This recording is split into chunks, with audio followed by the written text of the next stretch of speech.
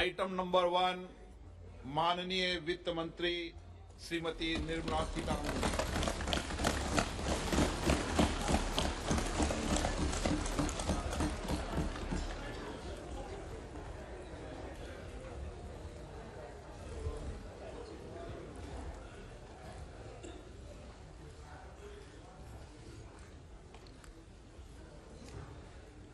Honorable Speaker, I present the budget for 2023-2024. This is the first budget in Amrit Kal. This budget hopes to build on the foundation laid in the previous budget and the blueprint drawn for India at 100. We envision a prosperous and inclusive India in which the fruits of development will reach all sections and citizens, especially our youth, women, farmers, OBCs, scheduled castes and scheduled tribes. In the 75th year of our independence, the world has recognized the Indian economy as a bright star. Our current year's economic growth is estimated to be at 7%. It is notable that this is the highest among all the major economies. This is in spite of the massive slowdown globally caused by COVID-19 and the war. The Indian economy is therefore on the right track and despite a time of challenges, heading towards a bright future. Today, as Indians stand with their head held high and the world appreciates India's achievements and successes, we are sure that elders who had fought for India's independence will, with joy, bless us in our endeavors going forward as well.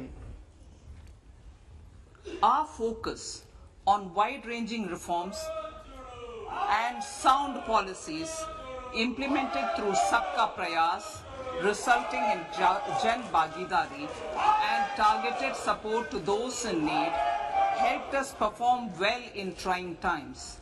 India's rising global profile is because of the several accomplishments. Unique world-class digital public infrastructure, example, Aadhaar, CoWIN and UPI. COVID vaccination drive in unparalleled scale and speed, proactive role in frontier areas such as achieving the climate-related goals, Mission Life and National Hydrogen Mission. During the COVID-19 pandemic, we ensured that no one goes to bed hungry with a scheme to supply free food grains to over 80 crore persons for 28 months. Continuing our commitment to ensure food and nutritional security, we are implementing from 1st January 2023 a scheme to supply free food grain to all Antyodaya and priority households for the next 1 year. Under PM Garib Kalyan Anna Yojana, the entire expenditure of about 2 lakh crore will be borne by the central government. In these times of global challenges, the G20 presidency gives us a unique opportunity to strengthen India's role in the world economic order. With the theme of Vasudhaiva Kutumbakam, we are steering an ambitious people-centric agenda to address global challenges and to facilitate sustainable economic development. The government's efforts since 2014 have ensured for all citizens a better quality of life and life of dignity. The per capita income has more than doubled to 1.97 lakh rupees. In these 9 years, the Indian economy has increased in size from being 10th to 5th largest in the world.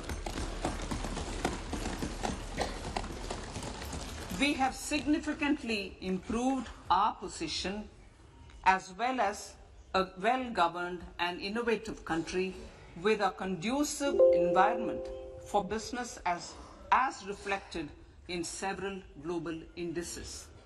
We have made a significant progress in many sustainable development goals.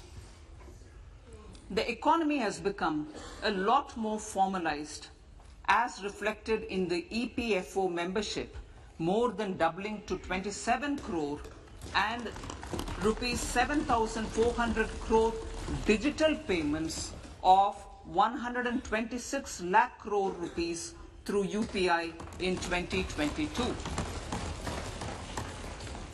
The efficient implementation of many schemes with universalization of targeted benefits has resulted in inclusive development. Some of the schemes are 11.7 crore household toilets under Swachh Bharat mission, which is achieved, 9.6 crore LPG connections under Ujjwala, 220 crore COVID vaccination of 102 crore persons, 47.8 crore PM Jan Dhan bank accounts,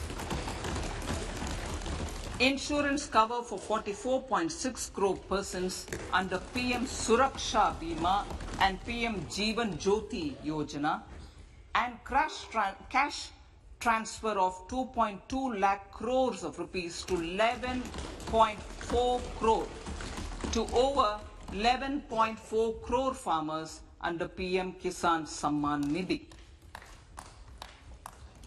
Our vision for the Amrit Kal includes technology-driven and knowledge-based economy with strong public finances and a robust financial sector.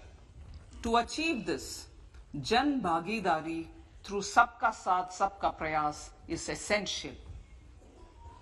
The economic agenda for achieving this vision focuses on three things.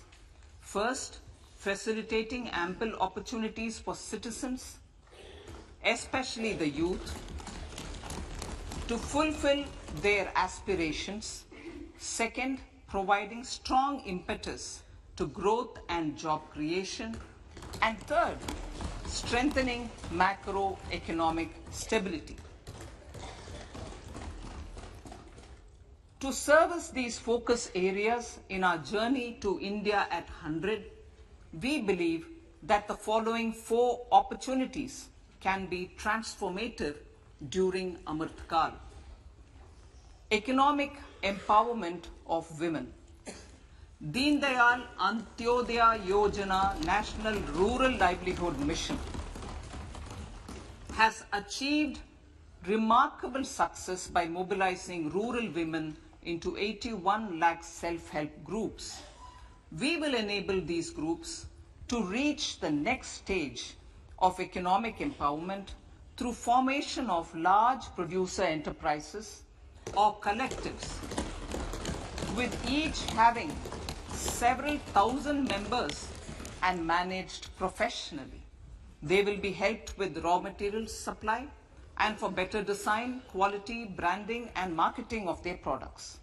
Through supporting these policies, they will be enabled to scale up their operations to serve the large consumer markets, as has been the case with the several startups growing into unicorns.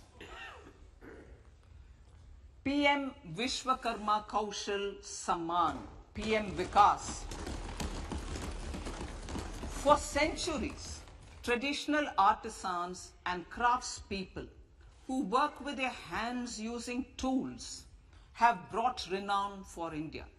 They are generally referred to as Vishwakarma. The art and the handicraft created by them represents the true spirit of Atmanirbhar Bharat. For the first time, a package of assistance for them has been conceptualized. The new scheme will enable them to improve the quality, scale, and reach of their products, integrating them with the MSME value chain. The components of the scheme will include not only financial support, but also access to advanced skill training, knowledge of modern digital techniques, and efficient green technologies, brand promotion, linkage with local and global markets, digital payments, and social security. This will greatly benefit the scheduled castes, scheduled tribes, OBCs, women, and people belonging to the weaker sections. Tourism. The country offers immense attraction for domestic as well as foreign tourists. There is a large potential to be tapped in tourism. The sector holds huge opportunities for jobs and entrepreneurship for youth in particular. Promotion of tourism will be taken up on mission mode with active participation of states, convergence of government programs, and public-private partnerships. Green growth. We are implementing many programs for green fuel, green energy, green farming, green mobility, green buildings, and green equipment, and policies for efficient use of energy across various economic sectors. These green growth efforts help in reducing carbon intensity of the economy and provides for large-scale green job opportunities.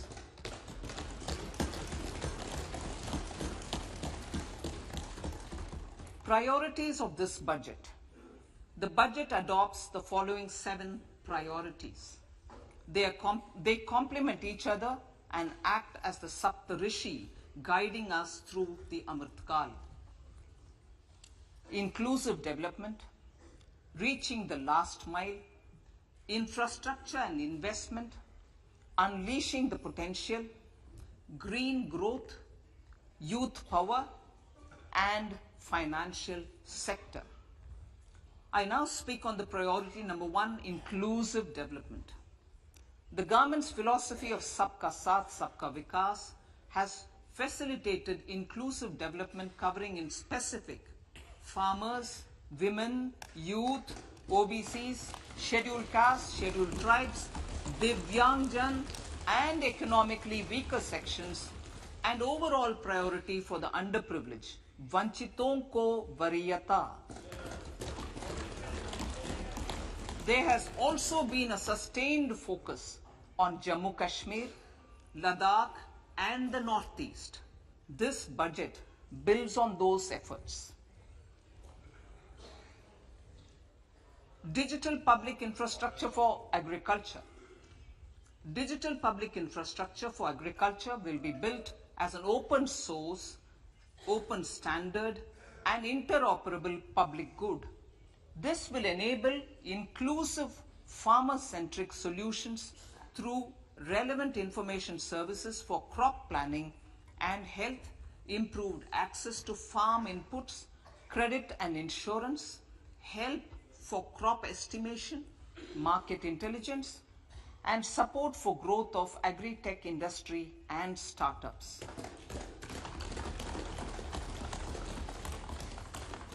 An agriculture accelerator fund. An agriculture accelerator fund will be set up to encourage agri-startups by young entrepreneurs in rural areas. The fund will aim at bringing innovative and affordable solutions for challenges faced by farmers. It will also bring in modern technologies to transform agricultural practices, increase productivity and profitability. To enhance the productivity of extra long staple cotton, we will adopt a cluster-based and value chain approach through public-private partnerships. This will mean collaboration between farmers, state, and industry for input supplies, extension services, and market linkages. We will launch an Atmanirbhar Clean Plant program to boost availability of disease-free, quality planting material for high-value horticultural crops at an outlay of 2,200 crores. Global hub for millets, which are Sri Anna. India is the forefront. India is at the forefront of popularizing millets, whose consumption furthers nutrition, food security, and welfare of farmers, said the Honorable Prime Minister. We are the largest producer and second largest exporter of Sri Anna in the world. We grow several types of Sri Anna, such as Sri Anna Jowar, Sri Anna Ragi, Sri Anna Bajra, Sri Anna Kutu, Ramdana, Kangni, Kutni, Kutki, Kodo, China, and Sama. These have a number of health benefits and have been an integral part of our food for centuries. I acknowledge with pride the huge service done by small farmers in contributing to the health of fellow citizens by growing these Sri Anna.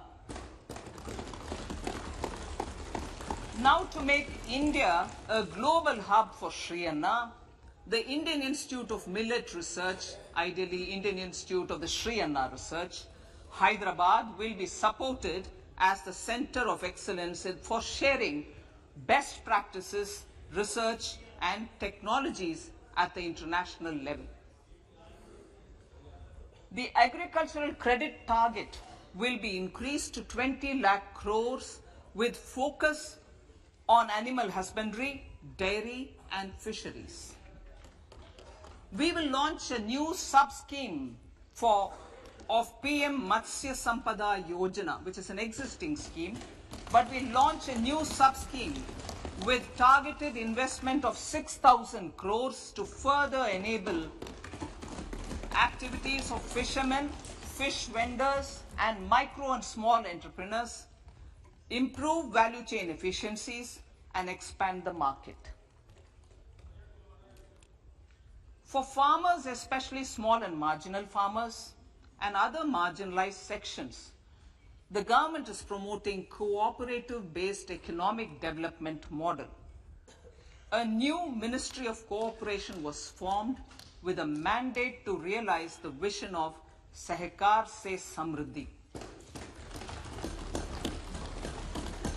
To realize this vision, the government has already initiated computerization of 63,000 primary agricultural credit societies with an investment of 2,560 crores, 2,516 crores. In consultation with all the stakeholders and the states, model bylaws for PACS were formulated, enabling them to become multi-purpose PACS. A national cooperative database is being prepared for countrywide mapping of cooperative societies.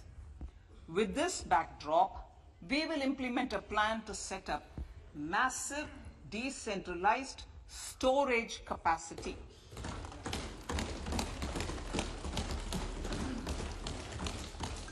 This will help farmers store their produce and realize remunerative prices through sale at appropriate times. The government will also facilitate setting up of a large number of multi-purpose cooperative societies, primary fisheries societies, and dairy cooperative societies in uncovered panchayat and villages in the next 5 years.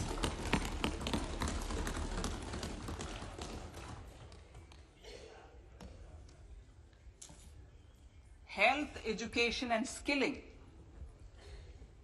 157 new nursing colleges will be established in co-location with the existing 157 medical colleges established since 2014. A mission to eliminate sickle cell anemia by 2047 will be launched. It will entail awareness creation, universal screening of 7 crore people in the age group of 0 to 40 years in affected tribal areas, and counseling through collaborative efforts of central ministries and state governments. Facilities in select ICMR labs, Indian Council for Medical Research labs, will be made available for research by public and private medical college faculty and private sector R&D teams for encouraging collaborative research and innovation. A new program to promote research and innovation in pharmaceuticals will be taken up through centers of excellence. We shall also encourage industry to invest in research and development in specific priority areas. Dedicated multidisciplinary courses for medical devices will be supported in existing institutions to ensure availability of skilled manpower for futuristic medical technologies, high-end manufacturing and research. Teachers training.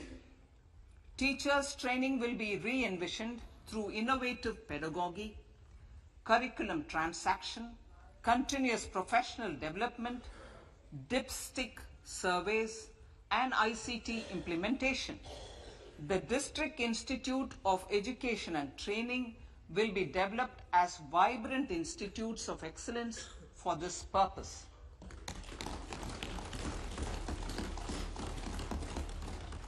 National Digital Library for Children and Adolescents.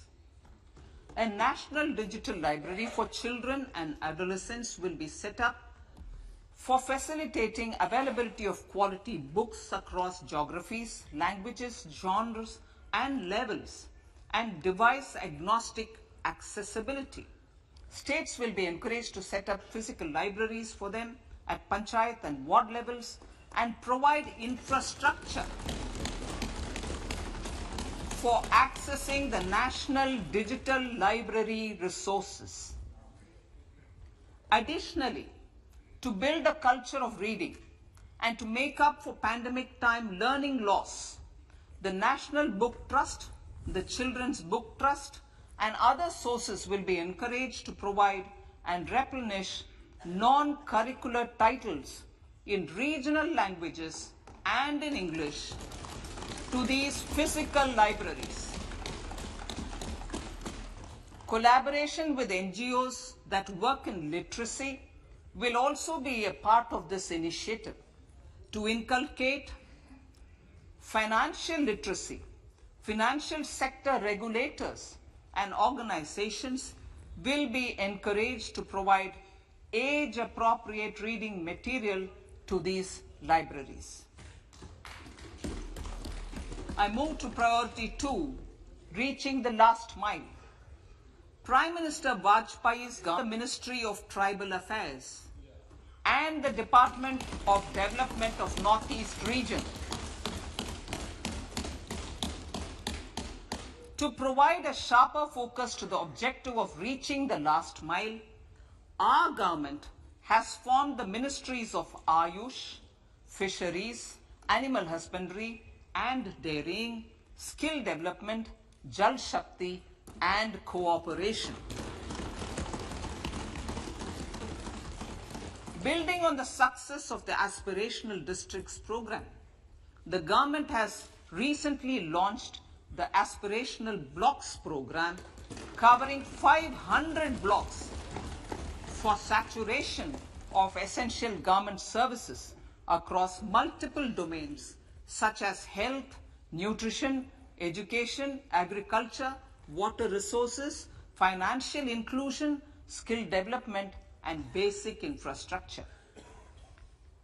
Manya Speaker, Sir, Pradhan Mantri PVTG, which is Primitive Vulnerable Tribal Groups Development Mission, is being launched. to improve socio-economic conditions of the particularly vulnerable tribal groups, the PVTGs as we refer them to. Pradhan Mantri PVTG Development Mission will be launched. This will saturate PVTG families and habitations with basic facilities such as safe housing, clean drinking water and sanitation, improved access to education, health, nutrition, road and telecom connectivity, and sustainable livelihood opportunities. An amount of 15,000 crores will be made available to implement the mission in the next 3 years under the Development Action Plan for the Scheduled Tribes. Ekalavya Model Residential Schools. In the next 3 years, Center will recruit 38,800 teachers and support staff for the 740 Ekalavya Model Residential Schools, which is serving 3.5 lakh tribal students.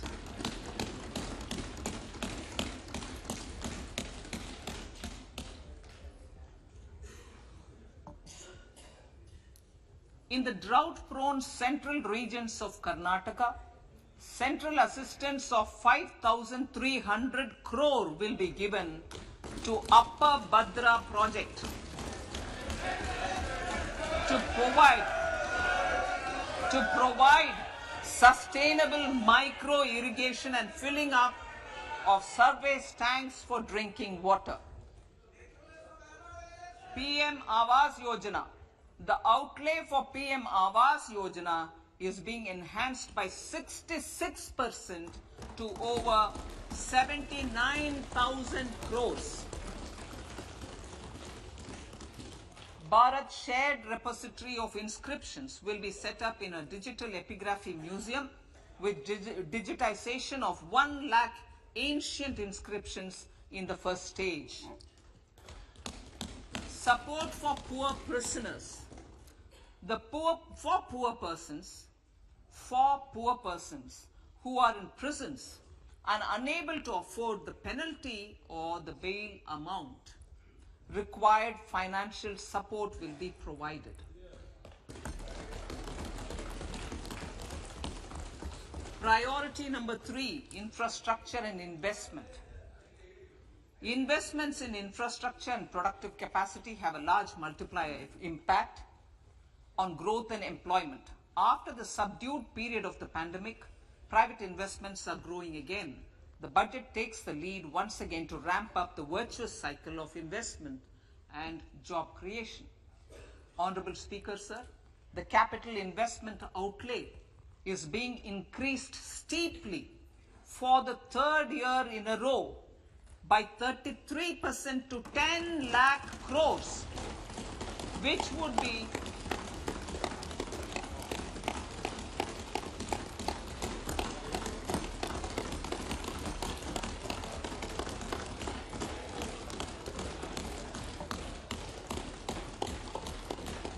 which would be 3.3% of GDP.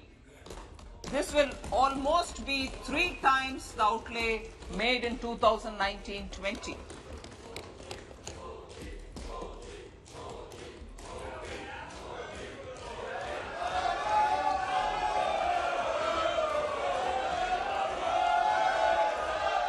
This substantial increase in recent years is central to the government's efforts to enhance growth potential and job creation, crowd in private investments, and provide a cushion against global headwinds. The direct capital investment by the center is complemented by the provision made for creation of capital assets through grants and aids to state. The effective capital expenditure of the center is budgeted at 13.7 lakh crore rupees, which will be 4.5% of GDP. Support to state governments for capital investment. I have decided to continue the 50-year interest-free loan to state governments for 1 more year to spur investment in infrastructure, and to incentivize them for complementary policies actions with a significantly enhanced outlay of 1.3 lakh crores. The newly established Infrastructure Finance Secretariat will assist all stakeholders for more private investment in infrastructure, including railways, roads, urban infrastructure and power, which are predominantly depend on public resources. The harmonized master list of infrastructure will be reviewed by an expert committee for recommending the classification and financing framework suitable for Amartkal. A capital outlay, I'm talking about railways now, sir, Honorable Speaker, railways. A capital outlay of 2.40 lakh crores has been provided for the railways. This is the highest ever outlay this highest ever outlay is about 9 times the outlay made in 2013-14. 100 critical transport infrastructure projects for last and first mile connectivity for ports, coal, steel, fertilizer and food grain sectors have been identified. They will be taken up on priority with investment of 75,000 crores, including 15,000 crore from private sources. 50 additional airports, heliports, water aerodromes, and advanced landing grounds will be revived for improving regional air connectivity.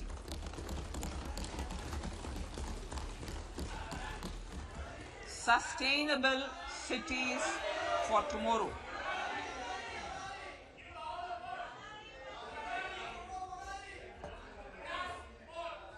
States and cities will be encouraged to undertake urban planning reforms and actions to transform our cities into sustainable cities of tomorrow.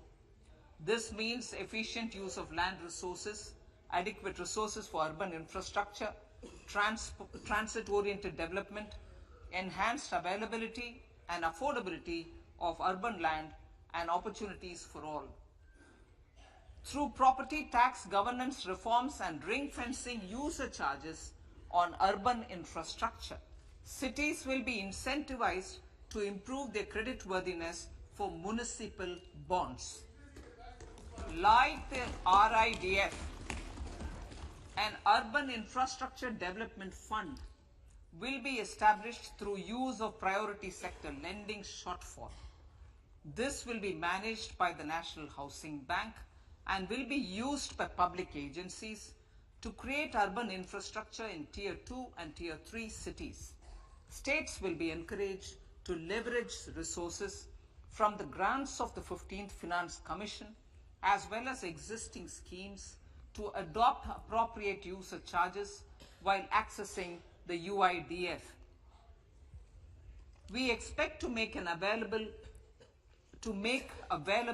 10,000 crore rupees per annum for this purpose. All cities and towns will be enabled for 100% mechanical desludging of septic tanks and sewers to transition from manhole to machine hole mode.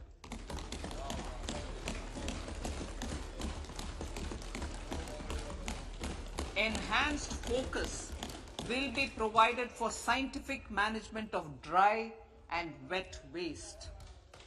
Honorable Speaker, sir, our Prime Minister had said, good governance is the key to a nation's progress.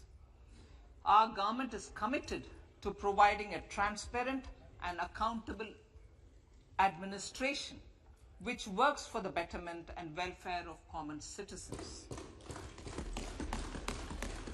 Mission Karma Yogi. Under Mission Karma Yogi, center, states and the union territories are making and implementing capacity building plans for civil servants.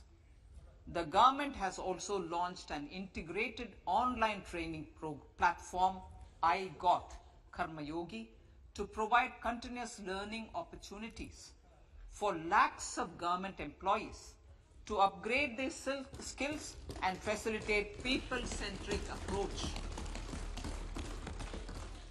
Sir, for enhancing ease of doing business, more than 39,000 compliances have been reduced and more than 3,400 legal provisions have been decriminalized. For furthering the trust-based governance, we have introduced the Jan Vishwas Bill to amend 42 central acts. This budget proposes a series of measures to unleash the potential of our economy.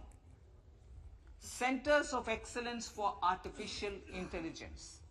For realizing the vision of Make AI in India and Make AI Work for India, 3 Centers of Excellence for Artificial Intelligence will be set up in top educational institutions. Leading industry players will partner in conducting interdisciplinary research, develop cutting-edge applications, and scalable problem solutions in the areas of agriculture, health, and sustainable cities. This will galvanize an effective AI ecosystem and nurture quality human resources in the field. National Data Governance Policy. To unleash innovation and research by startups and academia, a national data governance policy will be brought out.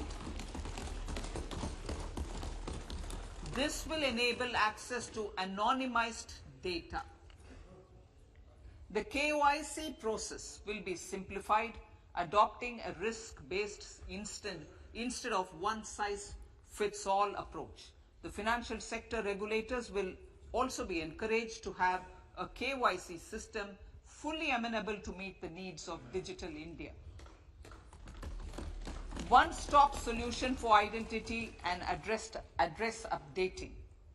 A one-stop solution for reconciliation and updating of identity and address of individuals maintained by various government agencies, regulators, and regulated entities will be established using DigiLocker service and Aadhaar as foundational identity.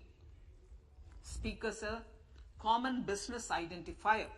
For the business establishments required to have a permanent account number, the PAN will be used as the common identifier for all digital systems of specified government agencies. This will bring ease of doing business, and it will be facilitated through a legal mandate. For obviating the need for separate submission of same information to different government agencies, a system of unified filing process will be set up. Such filing of information or return in simplified forms on a common portal will be shared with other agencies as per the filer's choice. Vivad Se Vishwas 1. Relief for MSMEs.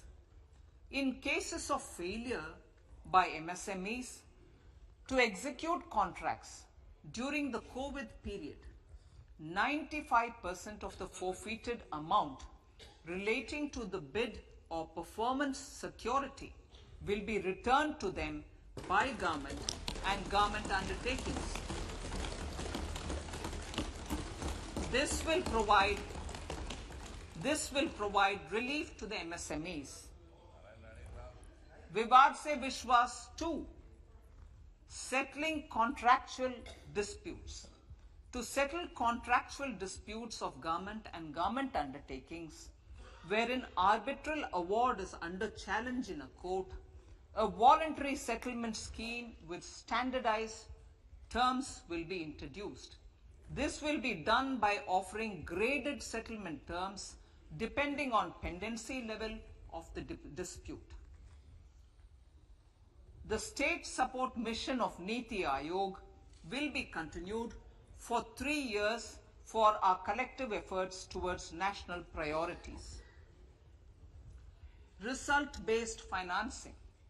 To better allocate scarce resources for competing development needs, the financing of select schemes will be changed on a pilot basis from input-based to result-based.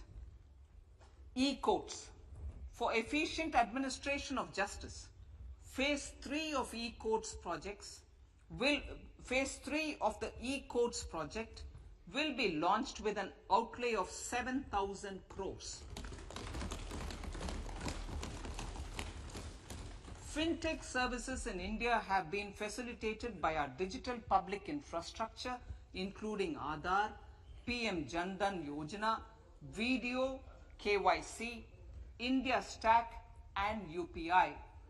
To enable more fintech innovative services, the scope of documents available in DigiLocker for individuals will be expanded.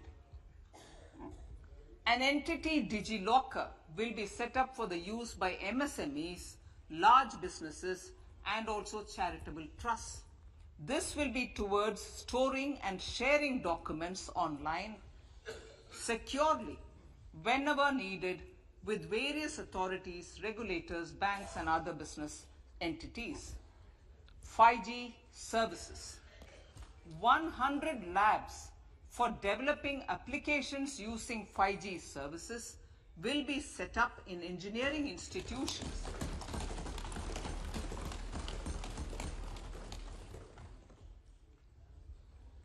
To realize a new range of opportunities, business models, and employment potential, the labs will cover, among others, applications such as smart classrooms, precision farming, intelligent transport systems, and healthcare applications. Lab-grown diamonds. Lab-grown diamonds is a technology and innovation-driven emerging sector with high employment potential. These environment-friendly diamonds, which have optically and chemically the same properties as natural diamonds. To encourage indigenous production of LGD, lab-grown diamond seeds and machines, and to reduce import dependency, a research and development grant will be provided to one of the IITs for 5 years. To reduce the cost of production, a proposal to review the custom duty on LGD seeds will be indicated in Part B of the speech. I come to the fifth priority, Honorable Speaker, sir, green growth. Honorable Prime Minister has given a vision for life or lifestyle for environment to spur a movement of environmentally conscious lifestyle. India is moving forward firmly for the Panchamrit, the net zero carbon emission by 2070 to usher in green industrial and economic transition. This budget builds on our focus on green growth. The recently launched National Green Hydrogen Mission, with an outlay of 19,700 crores, will facilitate transition of the economy to low carbon intensity, reduce dependence on fossil fuel imports, and make the country assume technology and market leadership in this sunrise sector. Our target is to reach an annual production of 5 MMT by 2030. Energy transition. This budget provides for 35,000 crores for priority capital investment towards energy transition and net zero objectives and energy security by Ministry of Petroleum and Natural Gas. To steer the economy to steer the economy on sustainable development path, battery energy storage systems with capacity of 4,000 MWH will be supported with viability gap funding.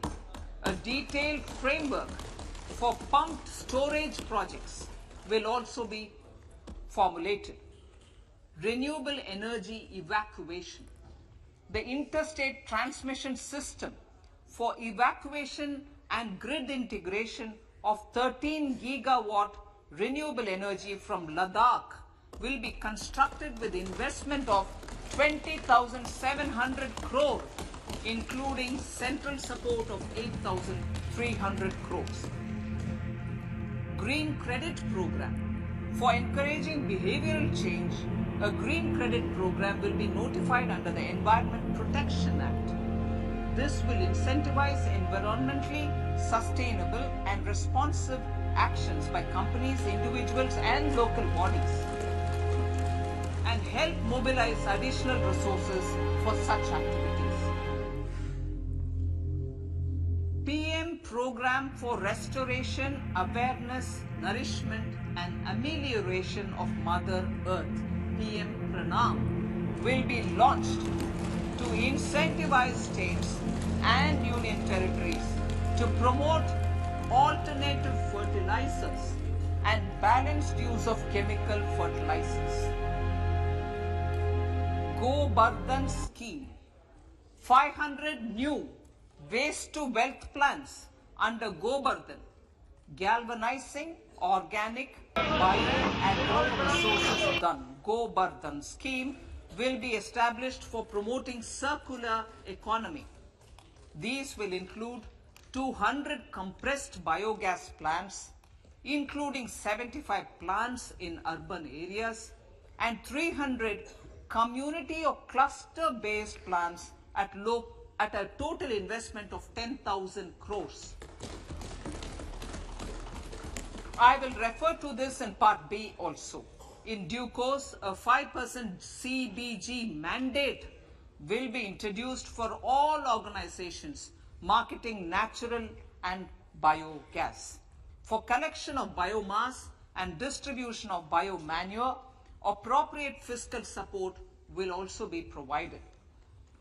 Bharatiya Prakritik Kheti Bio Input Resource Centers. Over the next 3 years, we will facilitate 1 crore farmers to adopt natural farming. For this, Honorable Speaker, 10,000 bio input resource centers will be set up, creating a national level distributed micro fertilizer and pesticide manufacturing network. Mishti.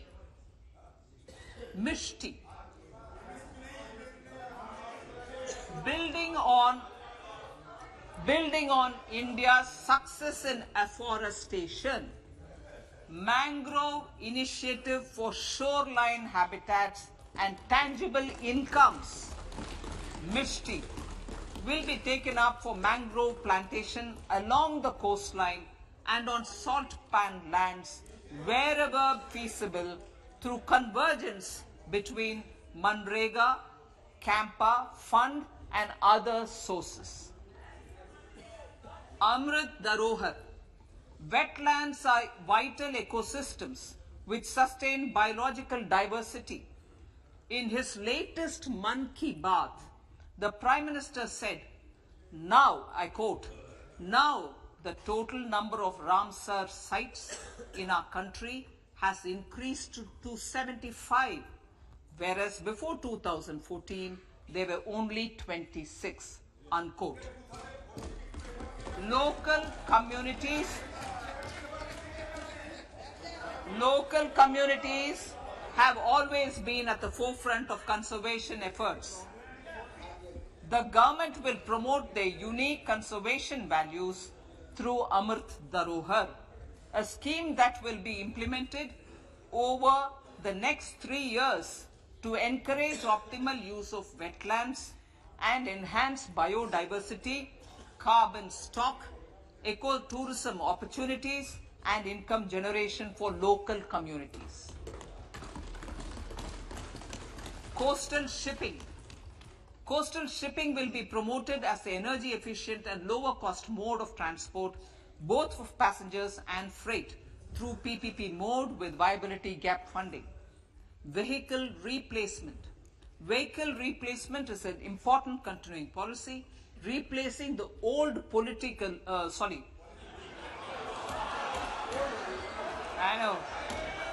replacing, absolutely, thank you. Replacing old polluting vehicles. Maybe applicable, right? Replacing old polluting vehicles is an important part of greening our economy.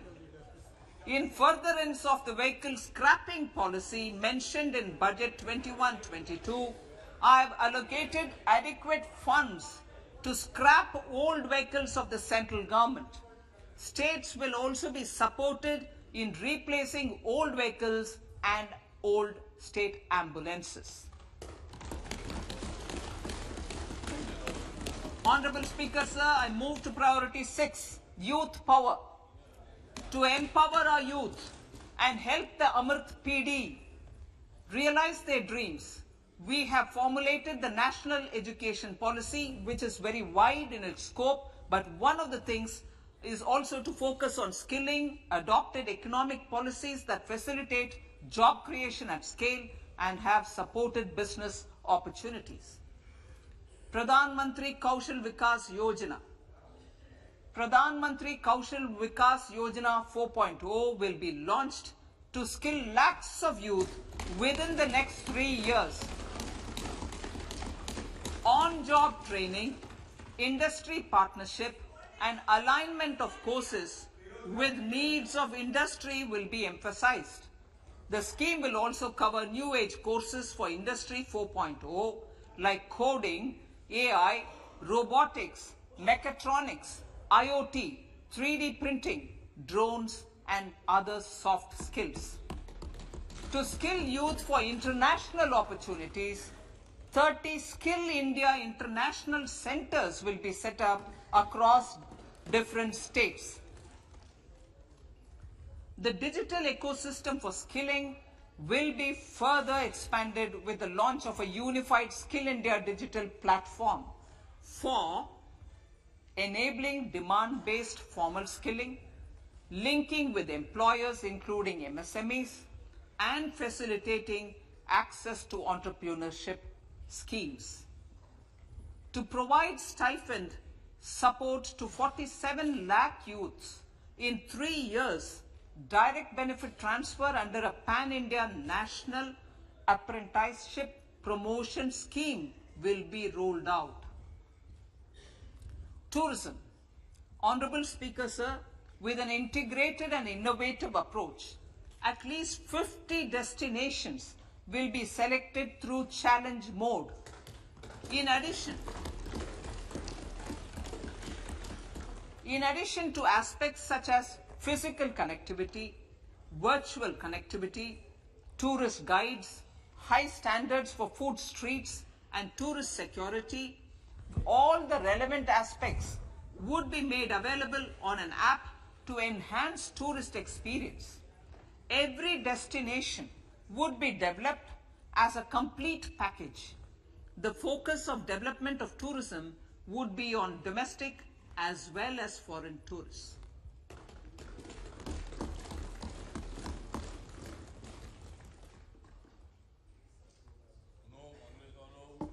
Sector-specific skilling and entrepreneurship development will be dovetailed to achieve the objectives of Dekho Apna Desh initiative. This was launched as an appeal by the Honorable Prime Minister to the middle class to prefer domestic tourism over international tourism. The integrated development of theme-based tourist circuits, the Swadesh Darshan scheme, was also launched. Under the Vibrant Villages program, tourism infrastructure and amenities will be facilitated in border villages. Unity Mall. States will be encouraged to set up a unity mall in their state capital or most prominent tourism center or the financial capital for promotion and sale of their one district, one product and GI products and other handicraft products, and for providing space for such products of all other states as well. Sir, priority number 7, financial sector. Our reforms in the financial sector and innovative use of technology have led to financial inclusion at scale, better and faster service delivery, ease of access to credit, and participation in financial markets. This budget proposes to further these measures. Credit guarantee for MSMEs. Last year, I proposed revamping of the credit guarantee scheme for the MSMEs. I am happy to announce that the revamped scheme will take effect from 1st April 2023 through infusion of 9,000 crores in the corpus. This will enable additional collateral-free guaranteed credit of 2 lakh crores of rupees. Further, the cost of credit will be reduced by about 1%. A National Financial Information Registry will be set up to serve as the central repository of financial and ancillary information.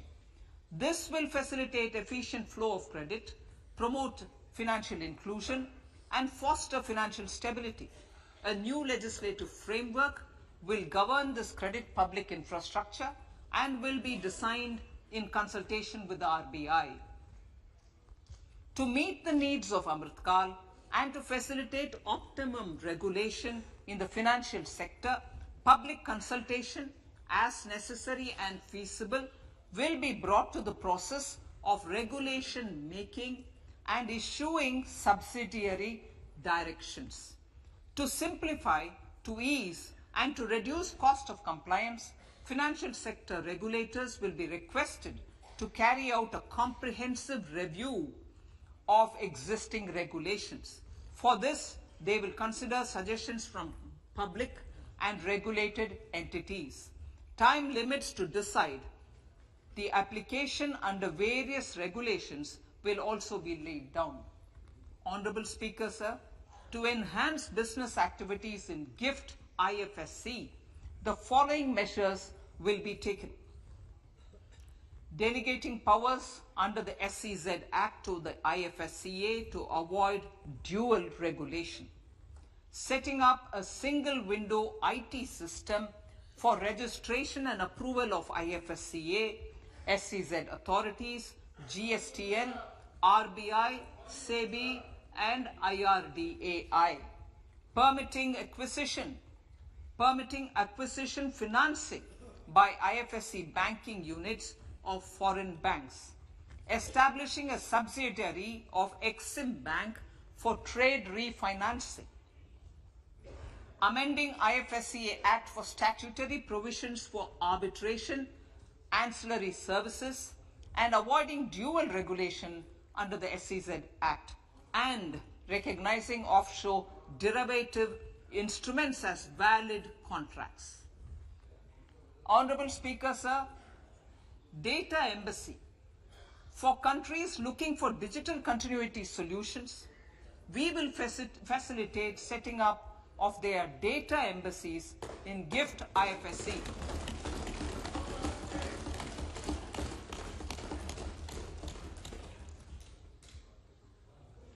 Improving governance and investor protection in banking sector. To improve bank governance and enhance investors' protection, certain amendments to the Banking Regulation Act, the Banking Companies Act, and the Reserve Bank of India Act are being proposed. Capacity building in securities market. Honorable Speaker, sir, to build capacity of functionaries and professionals in the securities market, SEBI will be empowered to develop, regulate, maintain, and enforce norms and standards for education in the National Institute of Securities Markets and to recognize award of degrees, diplomas and certificates. A central processing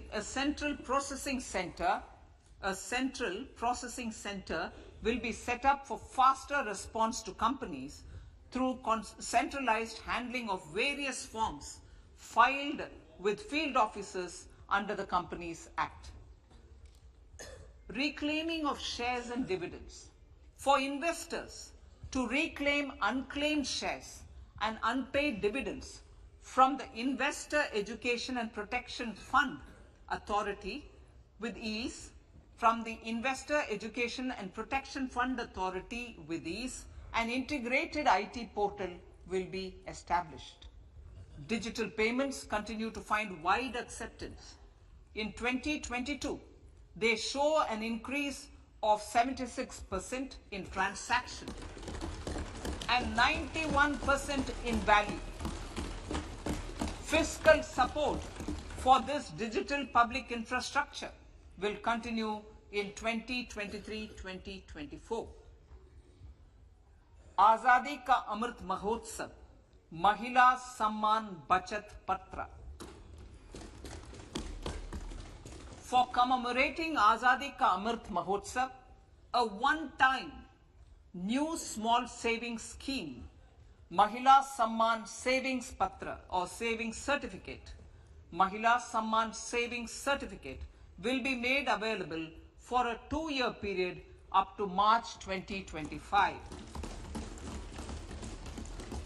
This will offer deposit facility up to 2 lakh in the name of a woman or girls for a tenor of 2 years at fixed interest rate of 7.5% with partial withdrawal option. Senior citizens. The maximum deposit limit for senior citizens savings scheme will be enhanced from 15 lakh to 30 lakhs of rupees. The maximum deposit limit for monthly income account scheme will be enhanced from 4.5 lakh to 9 lakh for single account and from 9 lakh to 15 lakh for joint account. Honorable Speaker, sir, fiscal management. 50 years interest-free loan to states. The entire 50-year loan to states has to be spent on capital expenditure within 2023-24. Most of this will be at the discretion of the states, but a part will be conditional on states increasing their actual capital expenditure.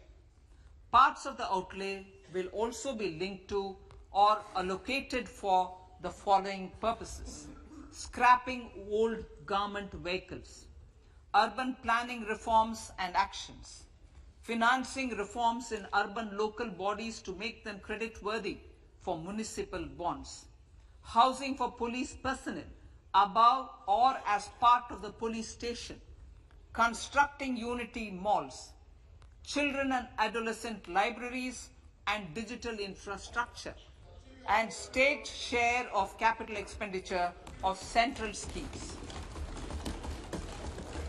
Honorable Speaker, sir, fiscal deficit of states. States will be allowed a fiscal deficit of 3.5% of GSDP, of which 0.5% will be tied to power sector reforms. Revised estimates 2022 to 2023. The revised estimate, Honorable Speaker, sir, of the total receipts other than borrowing is 24.3 lakh crores, of which the net tax receipts are 20.9 lakh crores. The revised estimate of the total expenditure is 41.9 lakh crores of rupees, of which the capital expenditure is about 7.3 lakh crores. The revised estimate of the fiscal deficit is 6.4% of GDP, adhering to the budget estimate. So budget estimates of 2023-24. Coming to 2023-24, the total receipts other than borrowings and the total expenditure are estimated at 27.2 lakh crores and 45 lakh crores respectively. The net tax receipts are estimated at 23.3 lakh crores.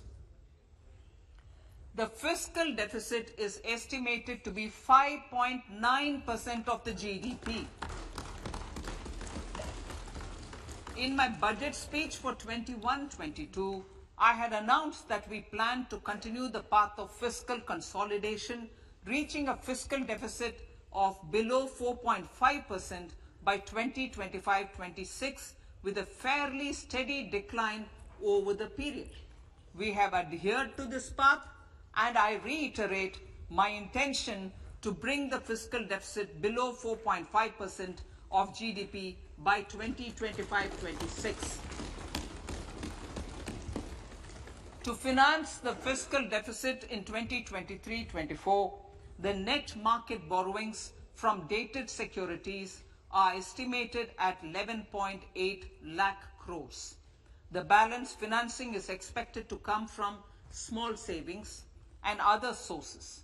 The gross market borrowings are estimated at 15.43 lakh crores of rupees. Honorable Speaker, sir, I now move to Part B.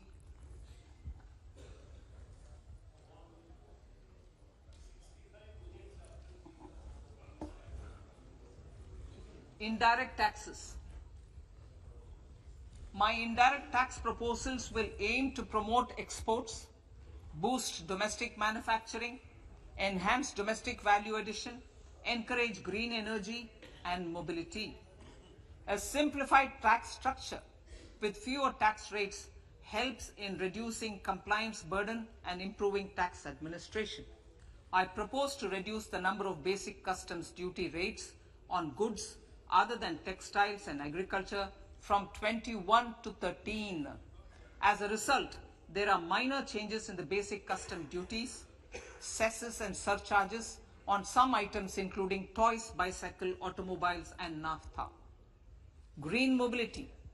To avoid cascading of taxes on blended compressed natural gas, I propose to exempt excise duty on GST paid compressed biogas contained in it. To further provide impetus to green mobility, customs duty exemptions is being extended to import of capital goods and machinery required for manufacture of lithium-ion cells for batteries used in electrical vehicles as well. Electronics. As a result of various initiatives of the government, including phased manufacturing program, mobile phone production in India has increased from 5.8 crore units valued at about 18,900 crore in 2014-15 to 31 crore units valued at 2,75,000 crore in the last financial year. To further deepen domestic value addition in manufacturing of mobile phones, I propose to provide relief to customs duty. I propose to provide relief in customs duty on import of certain parts and inputs like camera lens and continue the concessional duty on lithium-ion cells for batteries for another year. Similarly, to promote value addition in manufacture of televisions, I propose to reduce the basic customs duty on parts of open cells of TV panels to 2.5%. Electrical. To rectify inversion of duty structure and encourage manufacturing of electric kitchen chimneys, the basic custom duty on electric kitchen chimney is being increased from 7.5% to 15%, and that on heat coils for these is proposed to be reduced from 20% to 15%. Chemicals and petrochemicals. Denatured ethyl alcohol is used in chemical industry. I propose to exempt basic customs duty on it. This will also support the ethanol blending program and facilitate an endeavor for energy transition. Basic customs duty is also being reduced on acid-grade fluorospar from 5% to 2.5% to make the domestic fluorochemicals industry competitive. Further, the basic customs duty on crude glycerin for use in manufacture of epichlorohydrin is proposed to be reduced from 7.5% to 2.5%.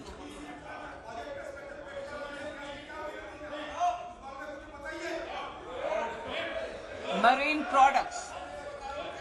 In the last financial year, marine products recorded the highest export growth, benefiting farmers in the coastal states of the country. To further enhance the export competitiveness of marine products, particularly shrimps, duty is being reduced on key inputs for domestic manufacture of shrimp feed. India is a global leader, as I said in Part A, in cutting and polishing of natural diamonds, contributing about 3/4 of the global turnover by value. With the depletion of deposits of natural diamonds, the industry is moving towards lab-grown diamonds, and it holds huge promise. To seize this opportunity, I propose to reduce the basic customs duty on seeds used in their manufacture. Custom duties on door or dore and bars of gold and platinum were increased earlier this fiscal. I propose to increase the duties on articles made therefrom to enhance the duty differential. I also propose to increase the import duty on silver doors, bars and articles to align them with that on gold and platinum. To facilitate availability of raw materials for the steel sector, exemptions from basic custom duty on raw materials for manufacture of CRGO steel, ferrous scrap and nickel cathode is being continued. Similarly, the concessional BCD of 2.5% on copper scrap is also being continued to ensure the availability of raw materials for secondary copper producers who are mainly in the MSME sectors. Compounded rubber. The basic custom duty rate on compounded rubber is being increased from 10% to 25% or 30 kg, whichever is lower, at par with that of natural rubber other than latex, to curb circumvention of duty. Cigarettes. National calamity contingent duty on specified cigarettes was last revised 3 years ago. This is proposed to be revised upwards by about 16%. Direct taxes. I now come to my direct tax proposals. Honorable Speaker, these proposals aim to maintain continuity and stability of taxation, further simplify and rationalize various provisions to reduce the compliance burden, promote the entrepreneurial spirit, and provide tax relief to citizens. It has been constant endeavor of the Income Tax Department to improve taxpayers' services by making compliance easy and smooth. Our taxpayers portal received a maximum of 72 lakh returns in a day, processed more than 6.5 crore returns this year. Average processing period reduced from 93 days in financial year 13-14 to 16 days only now. And 45% of the returns were processed within 24 hours. We intend to further improve this, roll out the next generation common IT return form for taxpayer convenience, and also plan to strengthen the grievance redressal mechanism. MSMEs and professionals. MSMEs are growth engines of our economy. Micro enterprises with turnover up to 2 crore of rupees and certain professionals with turnover of up to 50 lakh rupees can avail the benefit of presumptive taxation. I propose to provide enhanced limits of 3 crore and 75 lakh respectively to the taxpayers whose cash receipts are no more than 5%. Whose cash receipts are no more than 5%. Moreover, to support MSMEs, in timely receipt of payments, I propose to allow deduction for expenditure incurred on payments made to them only when payment is actually made. Cooperation. Cooperation is a value to be cherished in realizing our Prime Minister's goal for Sehkar Se Samriddhi and his resolve to connect the spirit of cooperation with the spirit of Amrit Kal. In addition to the measures proposed in Part A, I have a slew of proposals for the cooperation sector. First, new cooperatives that commence manufacturing activities till 2024, 31st March, shall get the benefit of a lower tax rate of 15%, as is presently available to new manufacturing companies. Secondly, I propose to provide an opportunity to sugar cooperatives to claim payments made to sugarcane farmers for the period prior to the assessment year 2016-17 as expenditure. This is expected to provide them a relief of almost 10,000 crores. Thirdly, I am providing a higher limit of 2 lakh per member for cash deposits to loans in cash by primary agricultural cooperative societies and primary cooperative agriculture and rural development banks. I repeat that. Thirdly, I am providing a higher limit of 2 lakh per member for cash deposits to and loans in cash by primary agricultural cooperative societies and primary cooperative agricultural and rural development banks. Similarly, a higher limit of 3 crore for TDS on cash withdrawal is being provided to cooperative societies. Startups.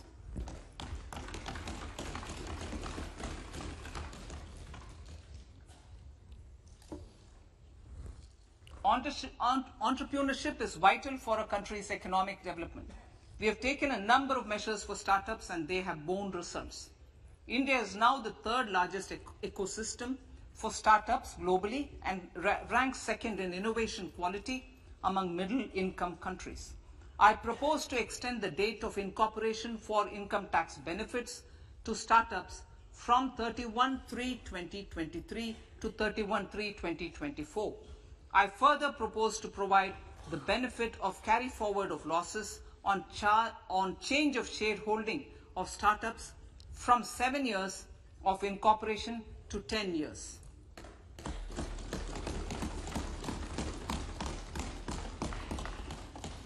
To reduce the pendency of appeals at commissioner level, I propose to deploy about 100 joint commissioners for disposal of small appeals.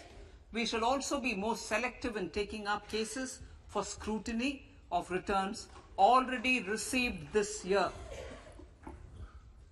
Better targeting of tax concessions.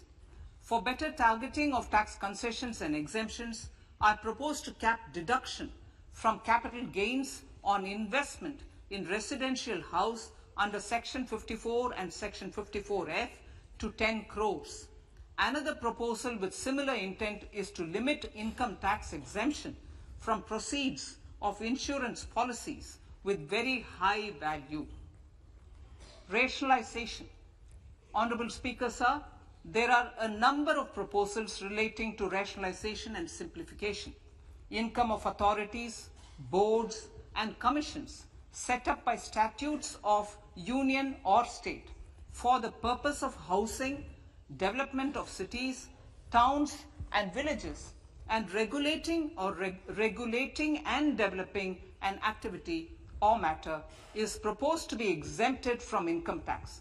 Other major measures in this direction are removing the minimum threshold of 10,000 for TDS and clarifying taxability relating to online gaming, not treating conversion of gold into electronic gold receipts and vice versa as capital gains, reducing the TDS rate from 30% to 20% on taxable portion of EPF withdrawals in non-PAN cases, and taxation on income for market-linked debentures.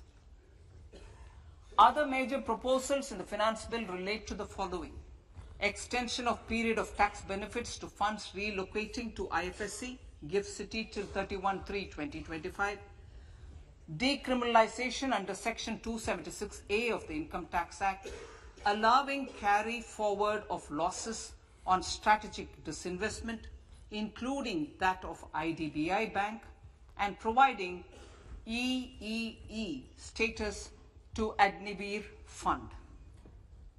Personal income tax.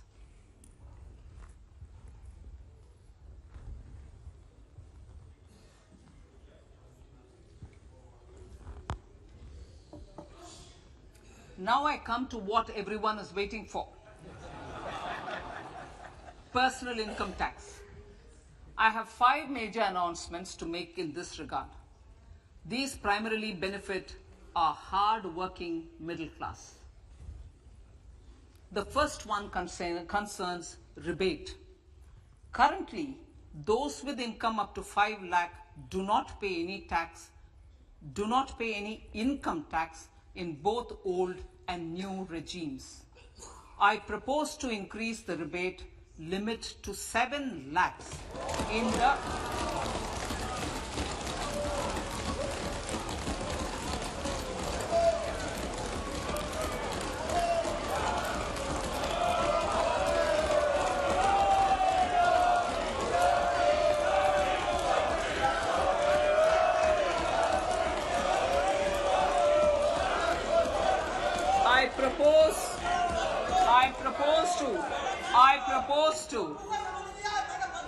I propose to increase the rebate limit to 7 lakh in the new tax regime. Thus, persons in the new tax regime with income up to 7 lakhs will not have to pay any tax at all. The second proposal relates to middle class individuals. I had introduced in the year 2020 the new personal income tax regime with 6 income slabs starting from 2.5 lakh. I propose to change the tax structure in this regime by reducing the number of slabs to 5 and increasing the tax exemption limit to 3 lakhs. The new tax rates are 0 to 3 lakh, nil. 3 to 6 lakhs, 5%. 6 to 9 lakhs, 10%. 9 to 12 lakh, 15%. 12 to 15 lakhs, 20%. And above 15 lakhs, 30%. This will provide major relief to all taxpayers in the new regime. An individual with an annual income of 9 lakhs will be required to pay only 45,000 rupees. This is only 5% of his or her income. It is a reduction of 25% on what he or she is required to pay now. That is 60,000. So in the place of 60,000, it is now only 45,000. Similarly, an individual with an income of 15 lakh rupees would be required to pay only 1.5 lakh or 10% of his income or her income, a reduction of 20% from the existing liability of 1,87,500 rupees. My third proposal is for the salaried class and the pensioners, including family pensioners, for whom I propose to extend the benefit of standard deduction to the new tax regime. Each salaried person with an income of 15.5 lakh rupees or more will thus stand to benefit by 52,500 rupees. My fourth announcement in personal income tax is regarding the highest tax rate, which in our country is 42.74%. This is among the highest in the world. I propose to reduce the highest surcharge. Rate from 37% to 25% in the new tax regime.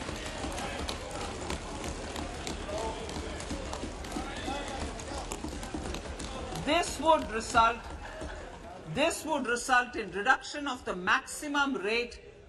This would result in the reduction of the maximum tax rate to 39%. Lastly, the limit of 3 lakh rupees for tax exemption on leave encashment on retirement of non-government salaried employees was last fixed in the year 2002, when the highest basic pay in the government was only 30,000 rupees per month. In line with the increase in the government salaries, I am proposing to increase this limit to 25 lakh rupees.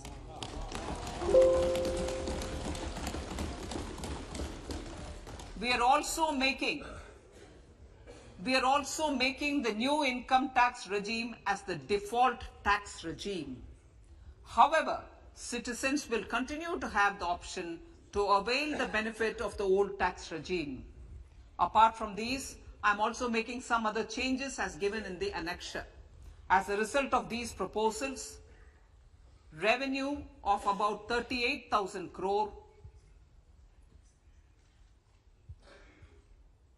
to 37,000 crore in direct taxes and rupees 1,000 crore in indirect taxes will be foregone, while revenue of about 3,000 crore will be additionally mobilized. Thus, the total revenue foregone is about 35,000 crores annually. Honorable Speaker, sir, with these words, I commend the budget to this August House.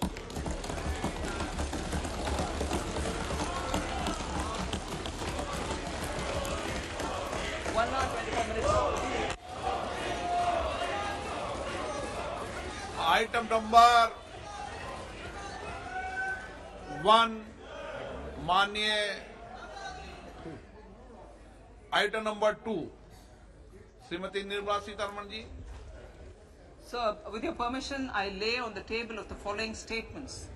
Under Section 3(1) of the Fiscal Responsibility Budget Management Act 2003, 1. Medium-term fiscal policy cum fiscal policy strategy statement and macroeconomic framework statement. माननीय सदस्यगण, जैसा कि आपको समाचार भाग 2 के माध्यम से पहले ही सूचित किया जा चुका है कि माननीय वित्त मंत्री जी के बजट भाषण की प्रतियां हार्ड कॉपी के रूप में उपलब्ध कराई गई है. आप बजट भाषण की अपनी अपनी प्रति प्रकाशन पलक से ले लें.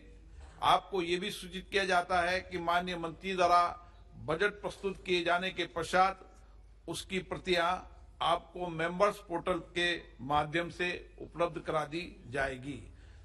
आइटम नंबर 3 माननीय मंत्री जी, वित्त मंत्री जी. Sir, with your permission, I rise to move for leave to introduce the Finance Bill 2023. प्रश्न ये कि विधेयक को पुनर्स्थापित करने की अनुमति प्रदान की जाए. जो सदस्य इसके पक्ष में हाँ कहें, जो सदस्य विरोध में ना कहें. मेरे विचार में निर्णय हाँ वालों के पक्ष में. माननीय मंत्री जी विधेयक को पुनर्स्थापित करें. Sir, I introduce the bill. सभा की कार्रवाई कल गुरुवार दिनांक 2 फरवरी 2023 को प्राप्त